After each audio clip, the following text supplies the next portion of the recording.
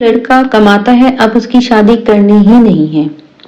یہ ہمارے آج کل کے والدین کی سوچ بن چکی ہے کہ اگر کوئی لڑکا بہت اچھا کما رہا ہے تو اس کو ہم نے بس رگڑے جانا ہے.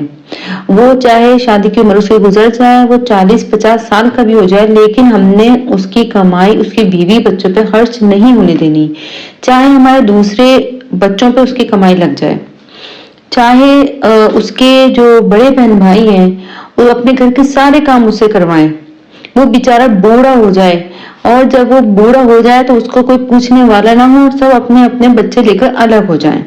یہ آج کل ہمارے جو بڑے ہیں, جو بزرگوار ہیں, عجیب سی ان کی یہ سوچ بن گئی ہے. اور وہ بیچارے اپنی ہمدردی کے ہاتھوں ایسے لوگ پیسے جا رہے ہیں, وہ باہر ملک میں بیٹھے ہیں, وہ کما کما کر صرف پیسہ دے رہے ہیں. ان کے گھر میں کوئی عزت نہیں سوائے اس کے کہ وہ پیسہ دیتے ہیں. اور اس کے لیے سب سے زیادہ میں کہوں گی کہ صرف اور صرف پیرنٹس تو ہیں ہی ذمہ دار, لیکن لڑکا خود بھی ہے. جب وہ اتنا کما رہا ہے تو وہ کیوں اپنی ڈیزائرز کے لیے اپنے گھر والوں کو نہیں کہہ رہا؟ یہ نیچرل چیز ہے. آپ کو اللہ تعالیٰ سے بھی مدد مانگنی چاہیے. آپ کو میں آج ایک وظیفہ بتانے لگی, 9-10 محرم کا ہے اور بہت ہی آسانی سے آپ کر سکتے ہیں. اسے قرآن پاک کی سورت ہے, سورہ مزمل.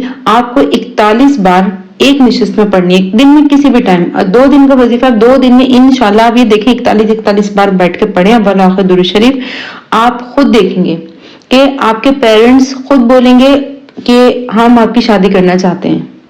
اس لیے وہ میرے تمام پریشان بھائی جن کی کمر اب کام کر کے جھک رہی ہے, وہ چاہ رہے ہیں کہ اب کوئی ہمارے لیے بھی خیر کرنے والی آ جائے, ہمیں بھی کوئی جو ہے باپ بلانے والا موجود ہو, ہم بھی کب تک دوسرے بچوں کی فرمائشیں پوری کریں. تو آپ میرا یہ وظیفہ کر کے دیکھیں, انشاءاللہ آپ مجھے دعائیں دیں گے.